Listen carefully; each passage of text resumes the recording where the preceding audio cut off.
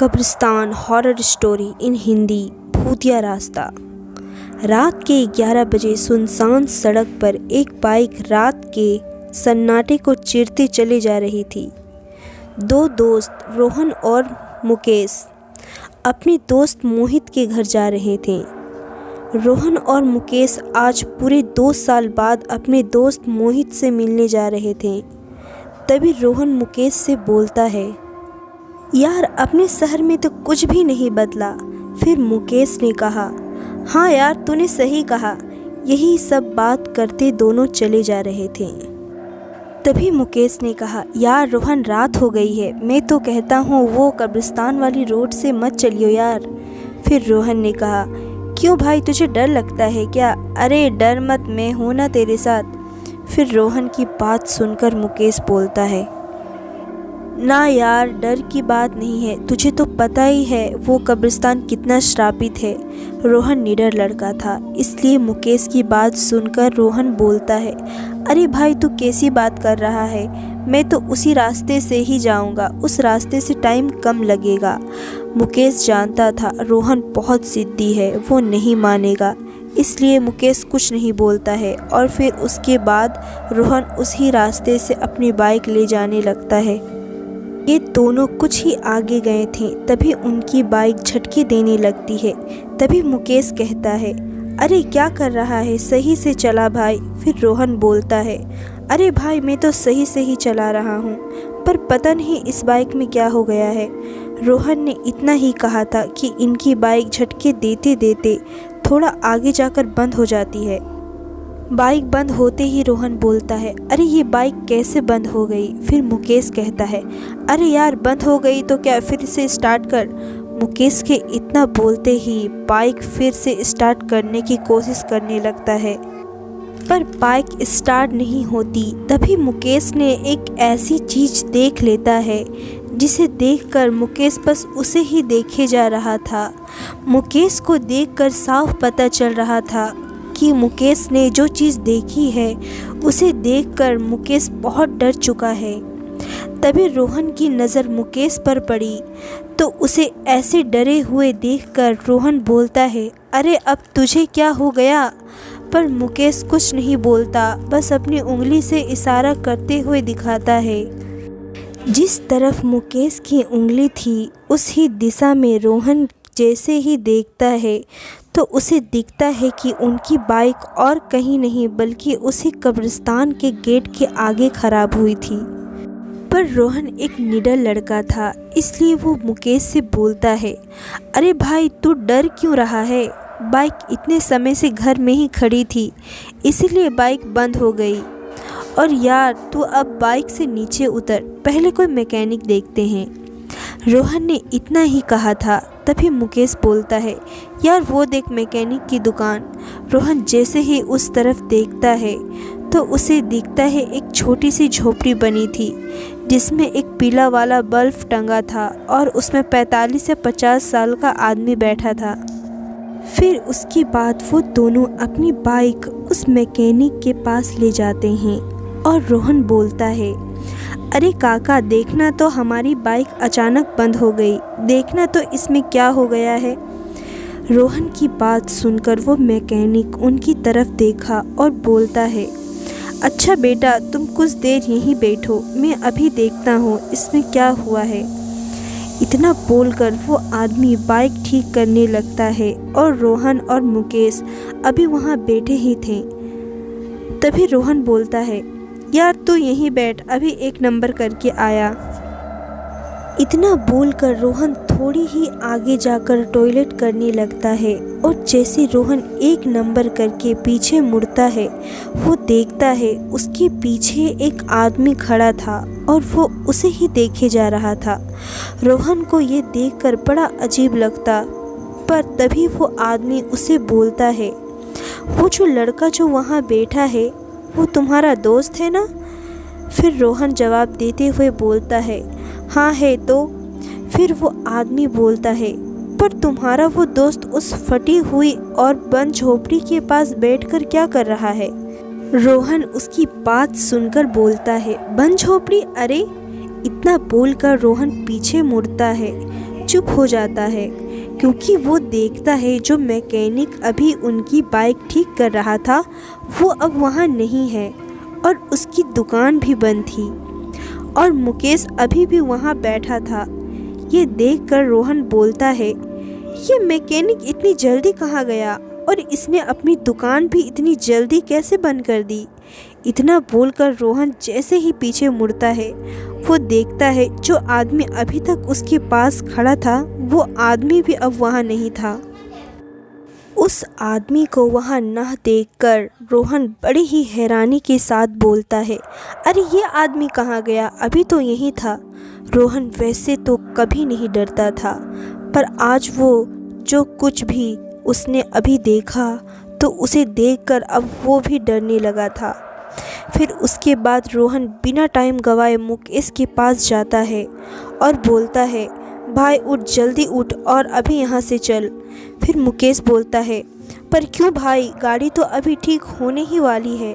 मुकेश के इतना बोलने के तुरंत बाद एक आवाज़ और आती है, अरे क्या हुआ बेटा, आपकी बाइक बस ठीक होने ही वाली है।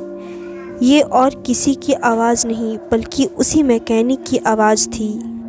रोहन जैसे ही अपना सर ऊपर करके देखता है तो उसे दिखता है वो मैकेनिक वहीं खड़ा था और उसकी दुकान भी खुली हुई थी। रोहन यही सोच रहा था कि ये कैसे हो सकता है, अभी तो यहाँ कोई नहीं था, ये सब हो क्या रहा है। यही सब रोहन सोच ही रहा था। तभी मुकेश बोलता है, अरे तुझे क्या हुआ, तू बोलेगा भी कुछ। पर रोहन यही सोच रहा था मुकेश को कैसे बताऊं कि उसके पिछले 10 मिनट में उसके साथ क्या क्या हुआ। पर थोड़ा सोचने के बाद रोहन बोलता है, मुकेश तू मेरे साथ 1 मिनट के लिए थोड़ा इधर तो आ। इतना बोलकर रोहन मुकेश को थोड़ा साइड में ले जाता है और बोलता है, यार मुकेश, ये जो मैकेनिक है ये मुझे लगता है कि भूत है। मुकेश रोहन की बात सुनकर हंसने लगता है और हंसते हुए ही कहता है, माना मैं भूत से डरता पर इतना भी नहीं कि तू जो कुछ भी बोले मैं उसको मान लूँ। चल अब मजाक बंद कर और चल अब गाड़ी के पास ही बैठते हैं। फिर रोहन बोलता है, रुक भाई। फिर उसके बाद रोहन उसे सारी बात बताता है जो उसके साथ पिछले 10 मिनट में हुई थी। फिर मुकेश रोहन की बात सुनकर बोलता है, यार तुझे कोई वहम हुआ होगा। इतना बोलकर वो वापस गाड़ी के पास जाने लगता है। मुकेश ने रोहन की बात को मजाक में ले लिया था, इसलिए वो दोनों वहीं अपनी गाड़ी के पास ही आकर बैठ जाते हैं।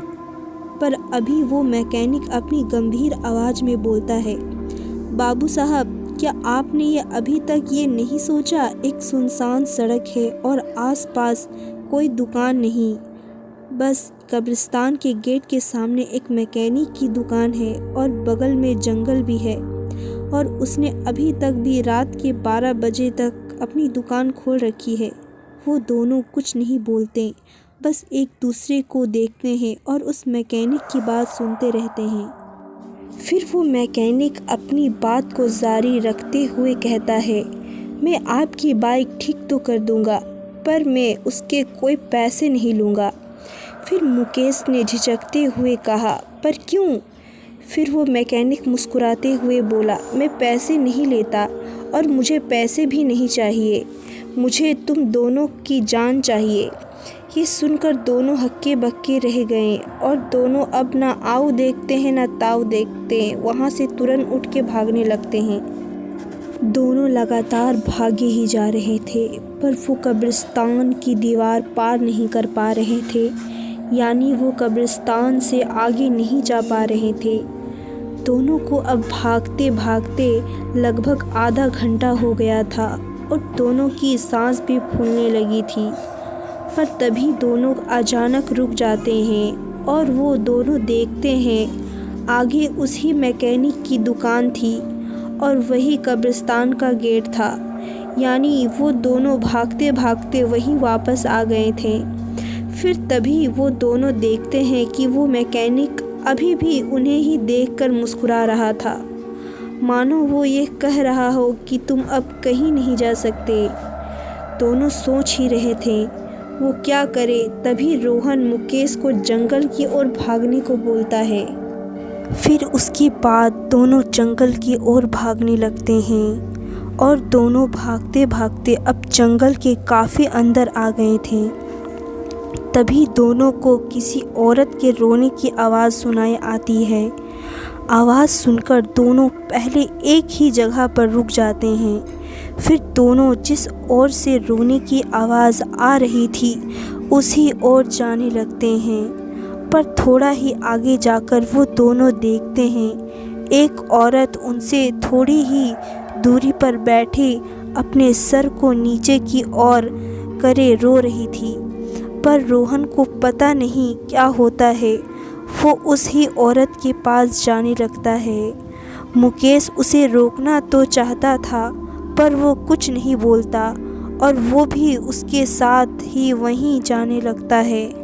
फिर उसके बाद रोहन उस औरत के पास जाता है और बोलता है, अरे सुनिए, कौन है आप और इतनी रात को यहाँ क्या कर रही हैं? पर वो औरत रोहन की बात का कुछ जवाब नहीं देती, जैसे उसने रोहन की बात सुनी ही ना हो।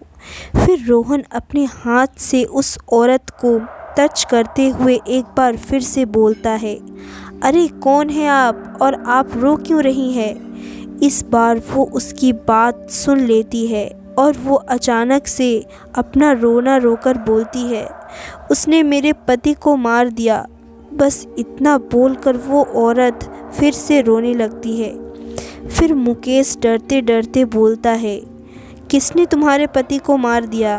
फिर वो औरत अपनी गंभीर आवाज़ में बोलती है, उसने मेरे पति से अपनी गाड़ी ठीक कराई और जब मेरे पति ने उससे पैसे मांगे तो उसने मेरे पति को मार दिया।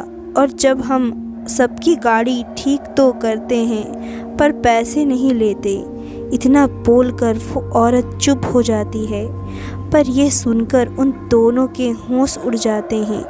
फिर तभी वो औरत अचानक से अपना सर ऊपर करती है और उन दोनों की तरफ जैसे देखती है और जैसे ही वो दोनों उस औरत का चेहरा देखते हैं तो उनका दिल अपनी दोगुनी रफ्तार से धड़कने लगता है, क्योंकि उस औरत का चेहरा पूरा सफ़ेद पड़ा हुआ था, जैसे उसके शरीर में खून की एक बूंद भी ना हो। फिर वो औरत उन दोनों की तरफ देखती है और बोलती है, अब तुमने हमसे अपनी बाइक ठीक कराई है, अब तुम्हें मरना होगा, क्योंकि तुम भी पैसे नहीं देते और मेरे पति को मार देते। दोनों जैसे ये सुनते हैं तो उनके अंदर डर की एक लहर सी चलने लगती है, इसलिए तुरंत अपना हाथ जोड़ते हैं और विनती के सुर में बोलते हैं, हमें जाने दो, हम तो पैसे देने ही वाले थे, हमें जाने दो।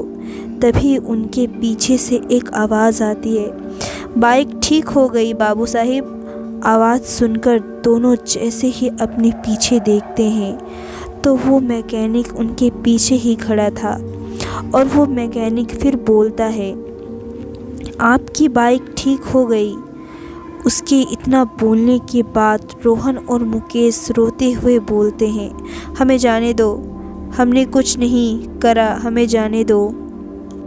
पर उनकी बात सुनकर वो मैकेनिक बोलता है, कुछ करने के लिए तुम बचोगे कब? इतना बोलकर वो उनके पास आने लगता है और वो जितना पास जा रहा था वो मैकेनिक उतना ही भयंकर होते जा रहा था, यानी उसका चेहरा सफ़ेद हो गया था और उसकी एक आँख से खून आने लगा था।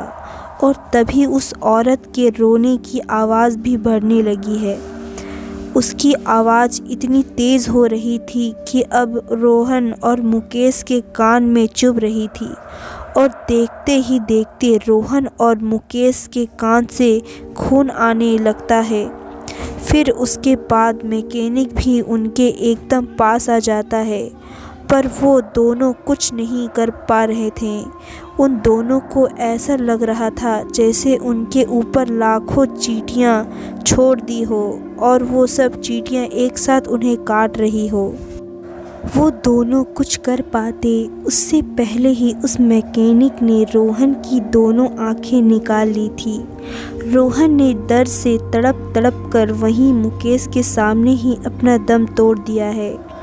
पर मुकेश कुछ नहीं कर पा रहा था और तभी वो मैकेनिक उसकी ही तरफ देखने लगा है और देखते ही देखते मैकेनिक ने मुकेश की भी दोनों आंखें निकाल दी और मुकेश ने भी यहीं तड़प तड़प कर अपना दम तोड़ दिया है।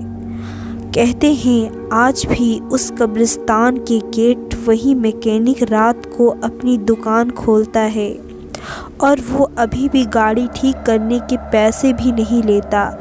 क्या आपको भी अपनी गाड़ी फ्री में ठीक करानी है?